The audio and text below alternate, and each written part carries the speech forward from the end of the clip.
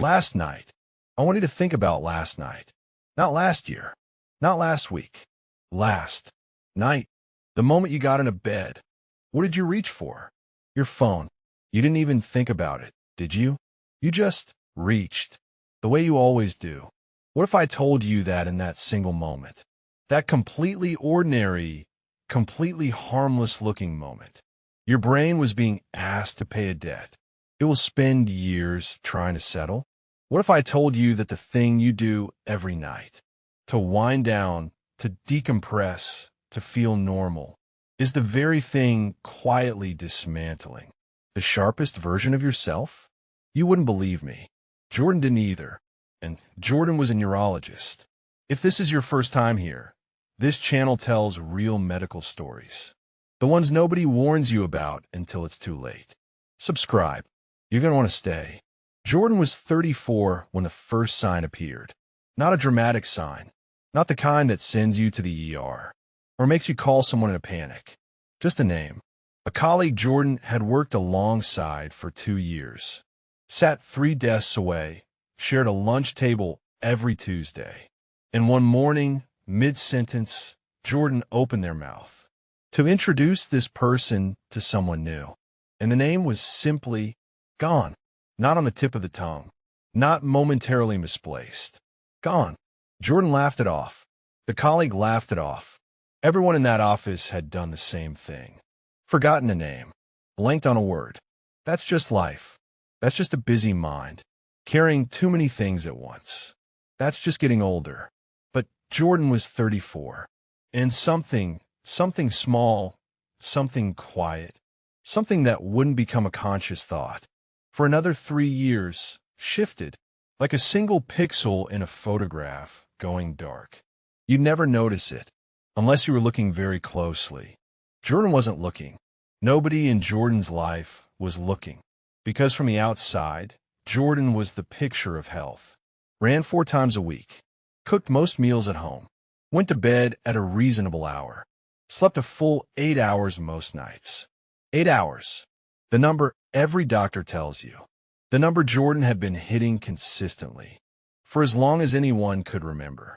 So when the fog started, and it did start, slowly, incrementally, the way a season changes, and you can't point to the exact day winter became spring, Jordan had no framework for it, no language for what was happening, just a mounting, low-grade sense that the sharpness was going somewhere, that the thoughts that used to arrive quickly were now arriving a half step behind, that the Jordan who used to hold 6 things in mind simultaneously was now struggling quietly, privately to hold 3. Jordan put it down to stress. Of course, because stress is the explanation we reach for. When the body starts sending signals we don't know how to read. Stress, overwork, getting older, the standard vocabulary of a person who is coping rather than investigating. And here is the thing about that vocabulary. It works. For a while. It holds the anxiety at bay. It gives the unexplained a container. It lets you keep going without asking. The harder question underneath. The question Jordan would eventually have to ask. The question I want you to hold on to right now. As this story continues. When did you last feel truly, deeply sharp? Not caffeinated sharp. Not I slept in on Saturday sharp. Genuinely, effortlessly, naturally sharp. The way you used to feel. Think about that. Because Jordan thought about it. One unremarkable Thursday evening, sitting at the kitchen table after dinner. Try to recall the name of a film. Watched just 3 days before, and couldn't answer it. Before we go further, drop a comment right now. When did you last feel genuinely sharp? This morning? Last year? You can't remember? Be honest. The comments section is about to tell a story of its own. Keep watching. The film wasn't the only thing Jordan couldn't recall. Over the 6 months that followed, Jordan began keeping a private note on their phone. Ironic, in a way, given what we'll get to, a list of things that had slipped, words that had vanished mid-sentence, a meeting that Jordan had attended and had no memory of, a phone conversation with a sibling, that the sibling referenced a week later. In detail, and Jordan had nothing. No trace of it. Not fuzzy. Not vague. Nothing. Jordan stared at that list one night and felt, for the first time, something that wasn't stress. It was fear. The clean, cold, clarifying fear of someone who suspects their mind. The thing they have always trusted above everything else might be doing something they cannot control. Jordan went to a GP. Standard bloods. Full panel. Vitamin D low. Take a supplement. Thyroid, normal. Liver, normal. Cholesterol, normal. Blood pressure, textbook perfect. You're burning the candle at both ends, the GP said. Make sure you're getting enough sleep. Jordan almost laughed. 8 hours. Every night. Jordan was getting more sleep than anyone they knew. But Jordan said thank you, took the vitamin D prescription, and walked out into the afternoon. And that night, the way they did every night, Jordan got into bed, picked up the phone, opened the feed. 30 minutes of scrolling. Sometimes 40. Sometimes, on the hard nights, over an hour. Blue light in a dark room. The most ordinary thing in the world. A habit so normalized it had stopped registering as a habit at all. It was just what you did before sleep. It was just how you wound down. It was just nothing. Until a second doctor, 18 months later, looked at a scan of Jordan's brain and used a word Jordan had never expected to hear about themselves at 36 years old. The word was damage. The scan was an MRI, ordered not because anyone was worried, but because Jordan had pushed for it, had sat across from a neurologist, hands folded on the desk, and said the words that took months to form. Something is wrong with my brain. I don't know what it is, but I know my brain, and something is wrong. The neurologist looked at the scan for a long moment. Then she pointed, small, scattered, almost invisible to an untrained eye. White matter hyperintensities, subtle lesions in the tissue of Jordan's brain, areas of cellular damage that indicated something had been under quiet, prolonged stress for a very long time in a 36-year-old with no prior history, no cardiovascular risk, no genetic markers, no obvious explanation. The neurologist was quiet for a moment. Then she asked a question, not about family history, not about diet or alcohol or exercise. She asked, what does your sleep look like? Not the hours, the quality. And specifically, what do you do in the hour before you go to sleep? Jordan told her, the phone, the scrolling, every night for years, the blue glow in the dark bedroom, the habit that had never once felt like a problem. The neurologist nodded slowly, the kind of nod that means I've heard this before. I've been hearing it more and more, and I've been waiting for us to start talking about it. She turned her screen toward Jordan. Let me show you what's been happening inside your brain while you sleep, she said. Or rather, what hasn't been happening. If you're watching this in bed right now, on your phone, I need you to feel that for just a second. Share this video with one person before we continue. Not everyone. One person. The one who does this every night. Then stay with me, because this next part is the part that matters most. There's a system inside your brain that most people have never heard of. The neurologist called it the brain's cleaning system. Every single day, as you think and feel and work and worry, your brain produces waste. Metabolic leftovers, cellular debris, a protein called beta amyloid, the same protein that accumulates in the brains of Alzheimer's patients, building, settling, waiting, and every single night, in theory, while you sleep deeply, your brain is supposed to flush it out. The channels around your brain's blood vessels expand. Fluid rushes through. The waste is cleared. Your brain wakes up clean, ready, sharp, restored.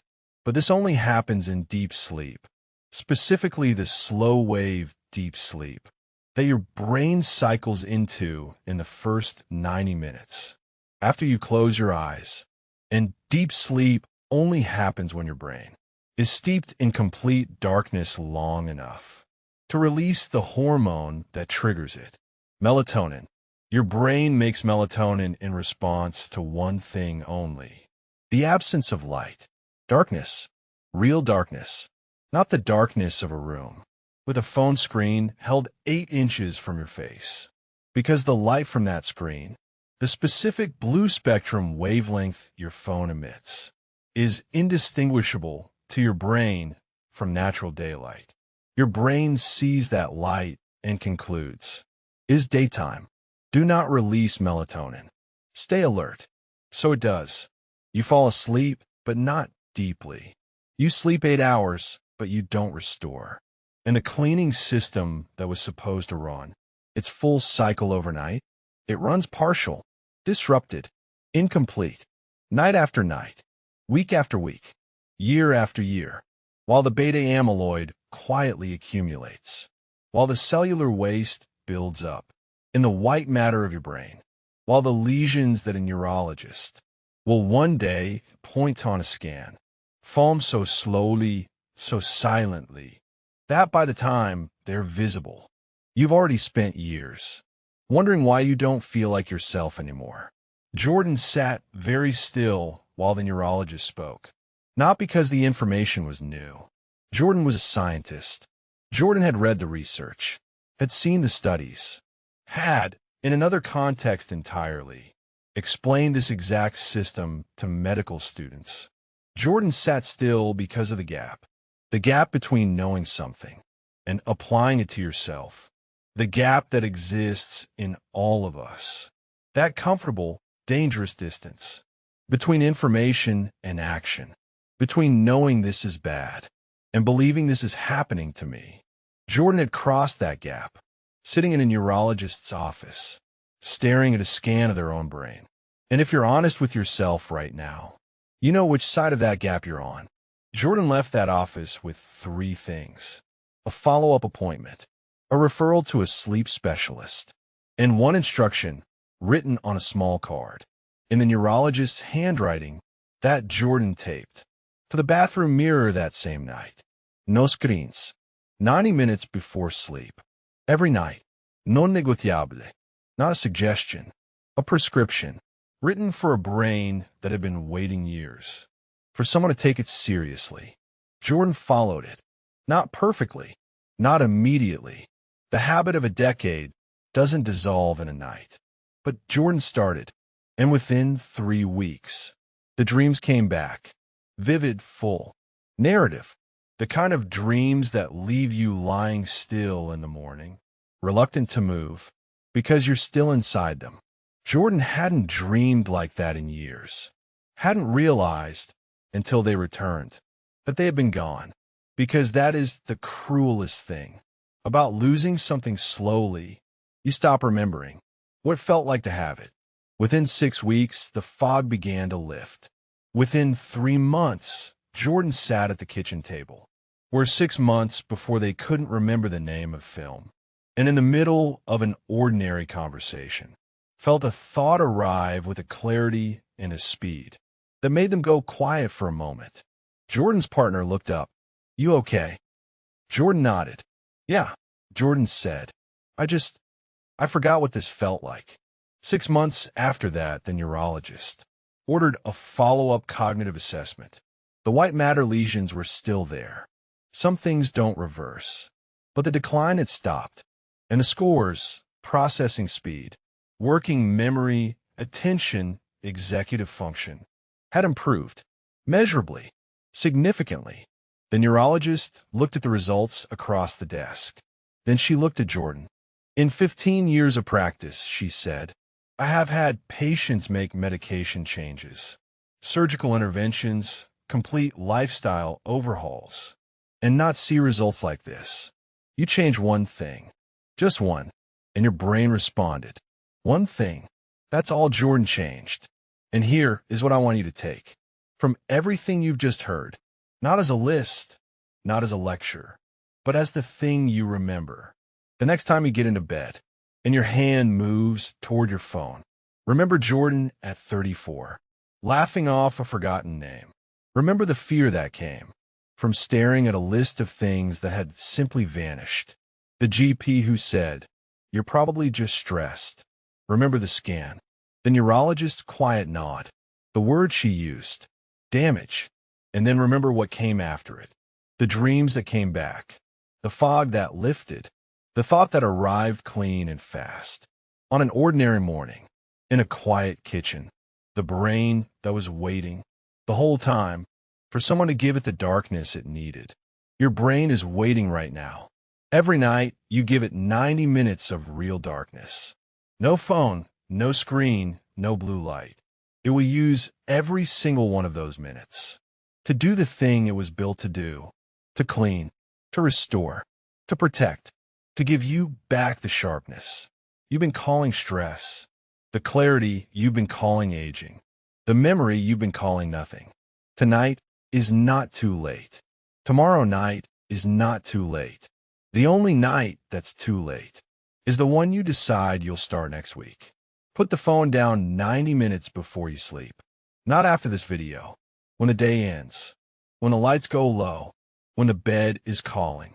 Put it down and let your brain do what it's been trying to do every single night while you were holding it open.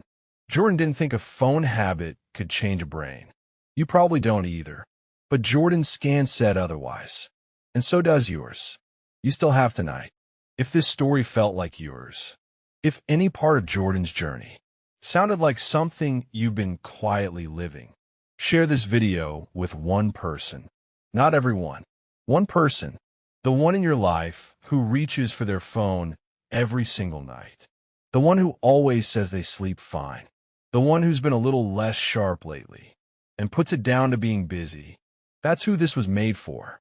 Subscribe if you want more stories like this. Real cases, real medicine, real people who didn't know what they didn't know until someone finally told them. That's what this channel is here for. I'll see you in the next one.